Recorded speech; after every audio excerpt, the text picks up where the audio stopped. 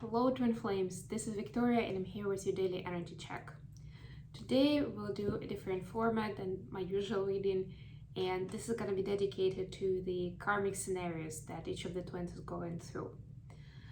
We will look at what is happening right now, what are the scenarios that the twins are dealing with, and then the outcome, which would be like a larger scale, zooming out perspective of why it's important and how is it a stepping stone towards the next step of ascension, unity, etc., etc.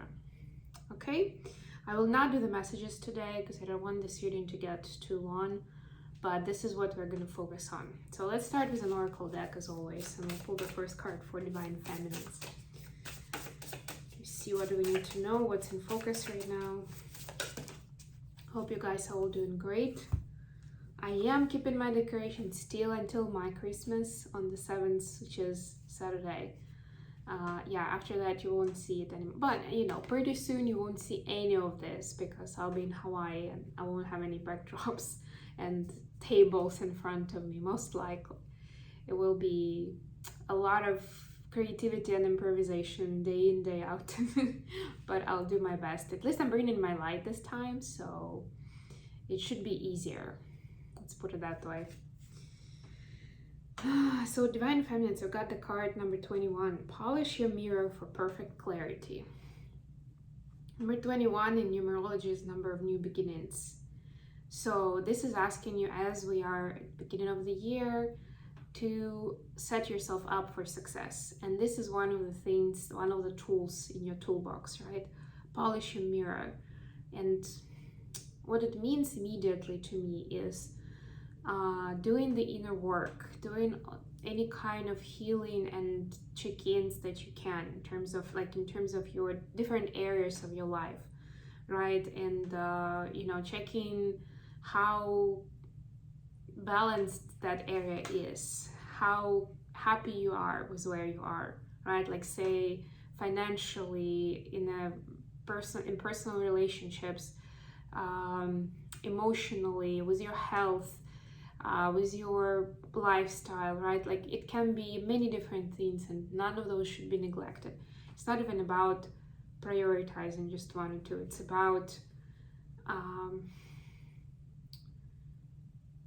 about seeing clearly, right, the importance of those aspects of your life into the bigger picture, and then understanding that those things, any of those areas could represent the situations there, could represent a mirror that you're supposed to deal with, that you're supposed to heal and find some new enlightenment in. Sometimes it's as simple as that, right? That you start understanding the connections between events, people, and just cause and effect concepts of whatever is happening on your timeline. Okay, let's see what we have for the masculines. Actually, I'll put it here because I usually have the feminine cards here. For the masculines, we have number 6, bloom where you're planted, right? So divine masculines, there is a bit of a synchronicity here. They're also supposed to do the check-in of where you are right now and getting to understand why you're there. If it's not immediately available, that information, it's fine. Then trust that you are in the best place that you could have been at, right? If it's available, then it will make the journey easier. Because if you're confused why you're getting into certain situations or why you are with certain people, you keep, the universe keeps bringing you to those people. It may kind of, your psyche, your brain may get you off track in terms of trying to avoid something iffy, something unclear, because for the brain it automatically means danger, risk of danger, threat, and that's how we normally react. So just make sure that you, no matter whether you have information or you don't have, of course you can ask for it, that you are supposed to be blooming where you are. It's very important.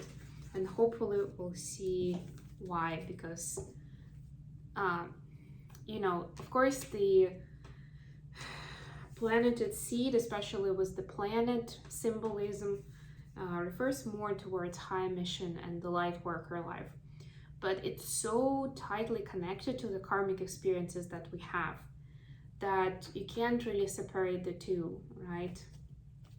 So we are looking at the karmic scenarios today, and I'm sure we'll see a clear connection between that and our twin flame journey and our light worker journey.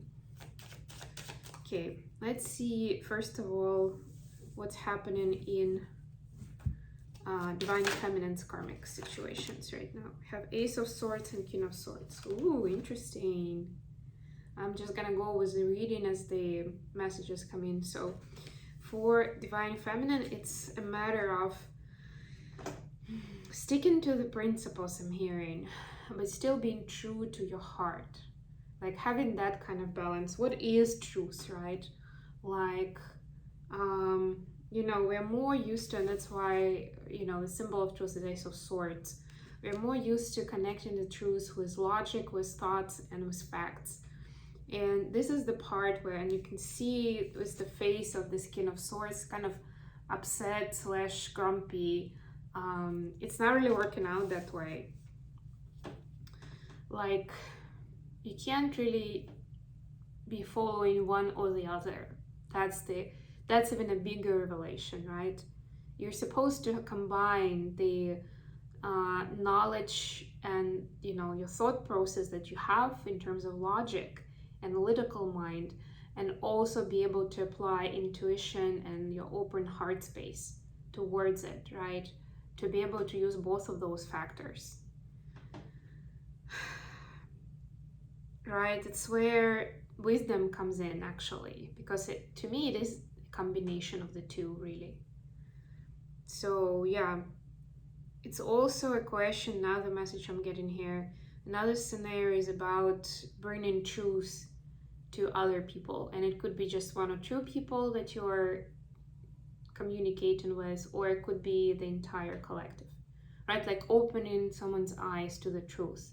That's a challenge too, of like being ethical with it, right? And again, knowing this balance between needing to bring the information as you know it to the person, but also not getting them overwhelmed and anxious and like ready to give up on whatever it is they're doing, right? Like it's that sort of balancing of the scales.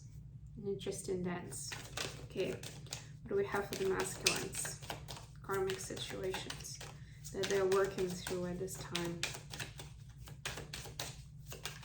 Okay, thank you. Okay, and as we're talking about karma, we have the Devil card at the bottom of the deck. Very fitting.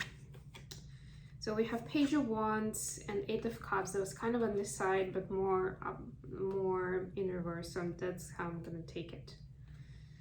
Kind of interesting that both of them have this wand in their hands. Both of the figures, both wearing green. It's not the same person, but I think it's kind of supposed to be like that.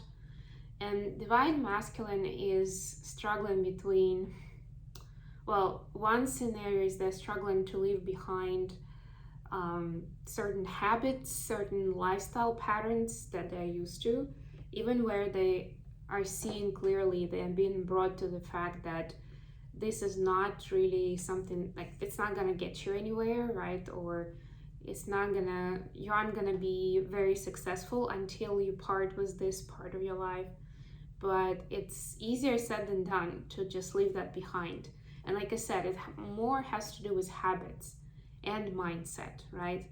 Then the people, the situations are just, the scenarios are the interpretation of that, right? In the physical then. And another one is being okay with being a novice in life, in taking certain steps, making certain decisions, seeing and feeling things differently. It's an interesting concept here, but mainly connected with the masculine energy that's usually used to being in charge, being in the leadership position, and at least pretending that you know what you're doing. I hope you guys will agree with me, right? It's a general notion in the collective that, you know, masculine people with masculine energy, trying to keep it gender neutral, people with masculine energy, prevailing masculine energy, they like to put a, you know, put a strong face kind of on themselves, even if they don't know some information, there are some gaps, or they're trying to do something they've never done before, you know, they feel obliged to kind of pretend like they are good at it. It doesn't happen all the time, but it happens often enough to be a global scenario, right? They feel like they are obliged to be able to solve other people's problems, especially if it's a feminine energy around who is a problem, right? Again, even if they're not asked about it, nothing like that, they will still, as soon as they hear about it, they will start coming up with ideas, advice, or even telling the person what to do to resolve their issue, right? So this is that energy kicking in. Oh, sorry, and this is the opposite energy kicking in, where they're feeling like a page, because when there are so many revelations of natural laws, and we were talking about it yesterday, and this wisdom comes in about what is the honest way, what is the authentic way, what is the way of love and kindness. It goes in conflict with what they're used to, and it makes them feel like they don't really know anything anymore, right? Like, I'm not even sure, you know, can be sure of anything that I knew before, that sort of situation. And they want to learn and they want to get better, and they kind of know at some level that they will master this. But right now there is that uneasiness, because I'm hearing at this point in life they didn't expect to be novice in all the big subjects of life. But it's scary on the one hand, it's exciting on the other hand, because they realize how much more they have to learn. And it's exciting, you know, that they are gonna learn. They understand that those things are being brought to their perspective, to their environment. They don't really have to work very hard to go out and find it somewhere. The knowledge is coming in as long as they are in receptive energy for it. Nice. Okay, yeah, let's see now what the outcome is for these situations in the bigger picture. What's the outcome in divine feminine scenarios? To understand the bigger picture, why it's important on the journey to master this. Okay, more swords, but in reverse. Actually, I'm gonna, yeah, it's fine. So we have 7 of Wands and 2 of Swords in reverse. Yeah, so it's important so that, and for divine feminine, we had that those scenarios with, first of all, telling other people the truth. You know, sometimes it's a very tough truth to swallow. And another one is making decisions with both logic and intuition, right? And it's very important to master these things, because that's what's going to help divine feminines to get truly into that light worker energy, light worker position, right? And be carrying that light, that torch of light for other people, both automatically and through your words and actions, right? Because those are the key things to be able to help other people, to be able to be a role model for them in this, with this regard, right? And the 2 of Swords in reverse, it's also helping avoid overthinking and just spinning in, like, again, being overwhelmed and not really knowing which way to go, what decision to take. I know that from my personal experience, because I'm generally an overthinker, and I'm still learning to embrace my intuitive side, my psychic side, to help me to overthink less, not to make myself crazy over some stuff that my brain is feeding me, you know. So ultimately this will help, this experience, this knowledge will help divine feminines trust themselves more, so they don't have to feel trapped by, you know, thinking that there's no good way out here. That idea. Okay, what do we have for the masculines? What's the outcome of this karmic work for the twin journey, for the bigger picture, for light worker mission, for getting into union with the feminine? All right, and we got 10 of Pentacles and King of Swords. So I got King of Swords on both sides, right? Like the ultimate truth, knowing it, understanding it, interpreting it. 10 of Pentacles. 10 of Pentacles, I think, is quite self-explanatory, right? So this is reaching happiness and success on the 3D plane. This is ultimately understanding what that happiness means, really, right? And also 10 of Pentacles is pretty much about the tangible things, like